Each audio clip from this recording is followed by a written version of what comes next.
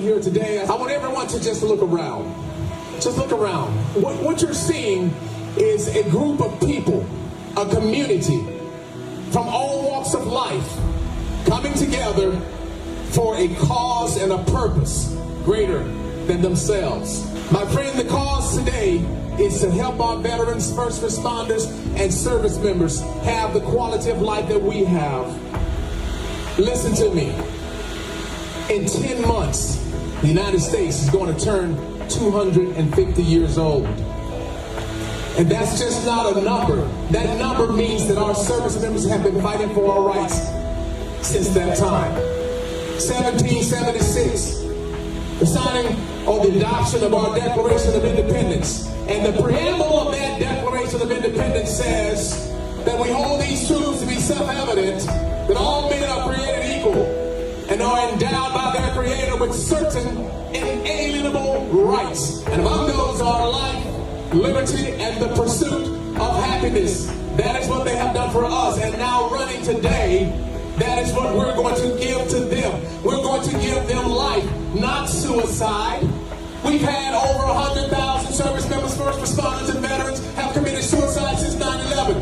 We are here to give them liberty and the pursuit of happiness, not depression, oppression, and brokenness. So every step you take today is running in the right direction. The PTSD Foundation has been working hard to ensure that our veterans and first responders have this quality of life. Are you ready to run?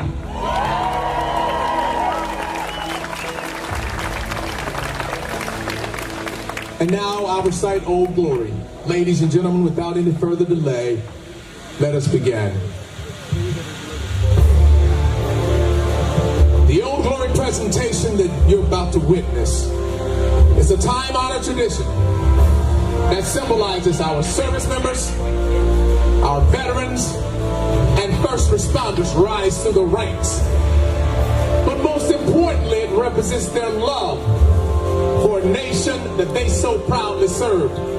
Now, if I could get all of you to use your imagination just for one moment, imagine our flag having a personality. What type of attitude and swagger do you think it would have? Now imagine the flag having a voice. What exactly would it say to its outstanding service members, veterans, first responders? What would it say to you?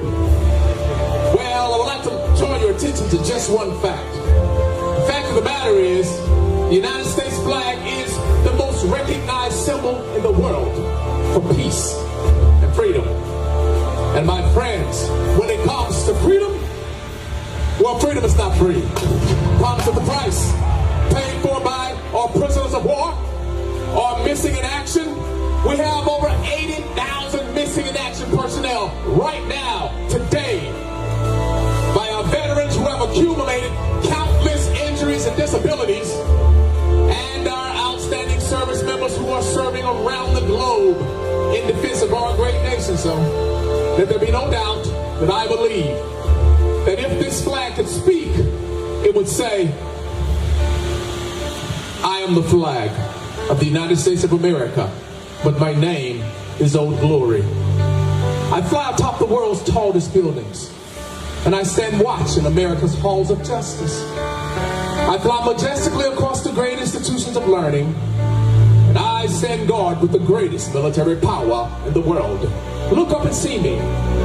I stand for peace, truth, honor, and justice. I stand for freedom. I am confident, I am brave, I am proud, and I am ready. When I am flown for my fellow banners, my head is held a little higher, and my colors are a little truer. Except for my God, I bow to no one. I am recognized all over the world. I am sovereign. I am saluted. I am respected. I am honored. I am loved. And yet I am feared. I have fought in every battle of every war for more than 200 years.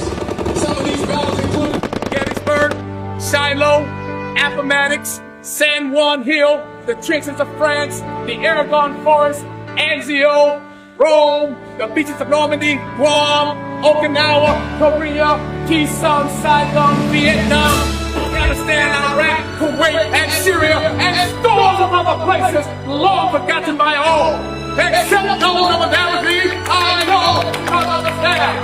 I led my special operations forces in the quiet of the night and in the tip of the spear. I saw them fight furiously around the globe every day of the year. I watched over them even during the casualties of Desert One, and they still on me, and now they're fighting forces that you cannot see. I was on a small hill called Iwo Jima. I was dirty, battle-worn, and tired. But my soldiers and sailors and airmen, Coast Guardsmen, and my Marines, they all cheered me. Now I was so very proud. I was at Ground Zero in New York City on September the 11th as cowardly fanatics attacked America. I was raised from the ashes of once proud buildings by brave firefighters and police. These were heroes who risked their lives to save others, showing all that America, although bloody, will never be beaten because those who destroy me cannot win. For I am the symbol of freedom, of one nation under God, indivisible, with liberty and justice for all. I have been soiled, burned, torn, and trampled on in the streets of my own country. And when it is done by those who I have served with in battle, it hurts. But hear me today when I say, I will overcome because I am strong. I have slipped through the bounds of earth, and from my vantage point on the moon, I stand watch over the uncharted new frontiers of space. And I have been that silent witness to all of America's finest hours. But my finest hour comes when my stripes are torn into strips to be used as bandages to cover the wounds of my fellow comrades on the field of battle. And also when I am lowered to half-mast to honor my soldiers, sailors, airmen, Coast Guardsmen, Marines, and Guardians. But most importantly, when I'm placed into the trembling arms of a grieving mother at the gravesite of her fallen son or daughter, I am so very proud. My name is Old Glory. Long may I wait, dear God. Long may I wait. Thank you.